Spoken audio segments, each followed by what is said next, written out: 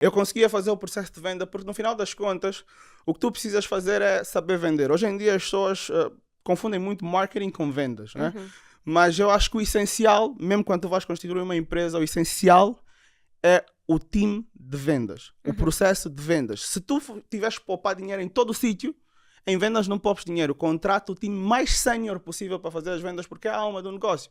E depois, quando os empreendedores estão no início, eles preocupam-se muito com o produto ou o serviço e não tanto com o cliente e com o processo de vendas. É mais E com a importante o processo customer de vendas experience. que o Para produto. quem quer vender alguma coisa, 3 dicas.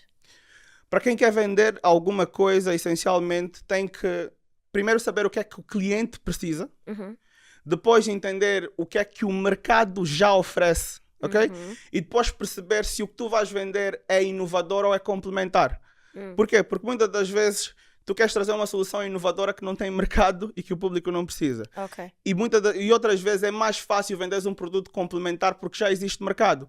Em vez de eu vender um telemóvel e competir com muita gente, eu vou vender um acessório de telemóvel porque é um produto complementar. Não é um substituto, é necessariamente um complementar. Então eu quero saber se o meu produto é novo, é complementar, é substituto, olhar para aquela que é a necessidade real do meu mercado e perceber como eu vou agregar para o meu cliente. O que é que eu vou trazer para ele a nível de experiência. Se eu pensar no processo de venda, antes de pensar no produto, eu provavelmente vou ser bem sucedido. Porque o produto o cliente não está muito preocupado. O cliente está mais preocupado com a ideia que tu trazes a ele e o relacionamento que tu crias com ele do que de facto com o produto. E o que é que tu achas que faz-te um bom vendedor?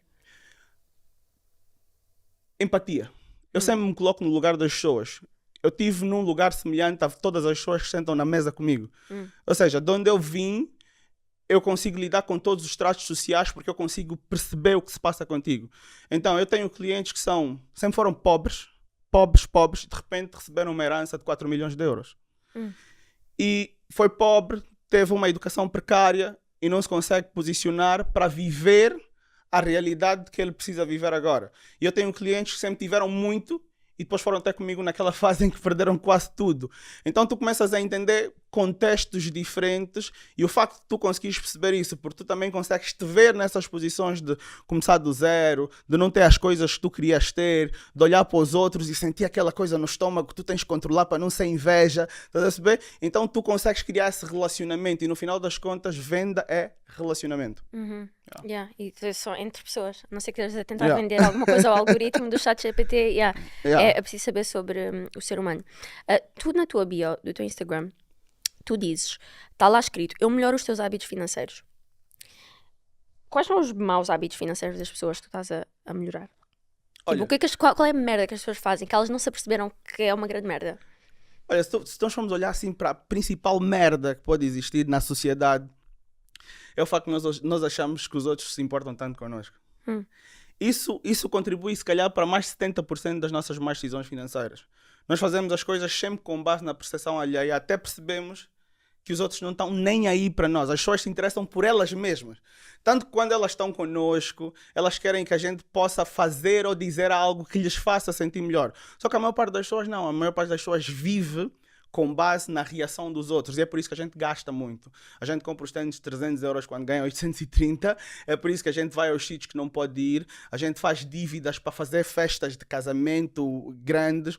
A gente entra num relacionamento já todo arrastado e depois no processo acaba ficando muito mal. Então, se calhar, o número 1 é exatamente queremos agradar as outras pessoas.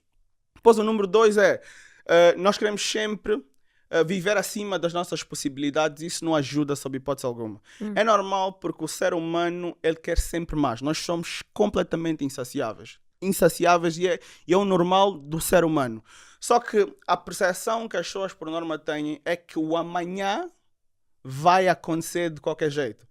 Ou seja, mesmo que eu hoje faça alguma coisa menos boa, eu tenho tempo para dar a volta e tentar conseguir isso que eu preciso lá na frente. Só que o problema é, uma coisa é tu cometeres vários erros pequenos ao longo do tempo, outra coisa é tu cometeres um erro muito grande, como por exemplo fazeres uma dívida muito alta, com um ordenado muito baixo que tu não consegues pagar e tens a corda no pescoço que vai te levar a vida toda, depois vais-te juntar a alguém já endividado, é melhor trazer 2 filhos do que uma dívida grande, acredita? Vais-te juntar a alguém já endividado, isso vai criar também uma forca no próprio casamento, vai prejudicar a relação ao longo do tempo, simplesmente porque tu achaste que devias antecipar o teu tempo.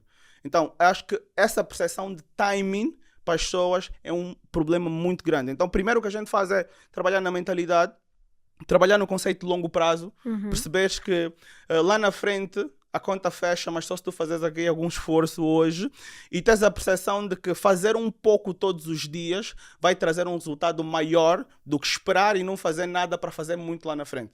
Esse é o processo de juro composto, daquela bola de neve, de ir aí aos poucos crescendo para atingir alguma coisa lá na frente.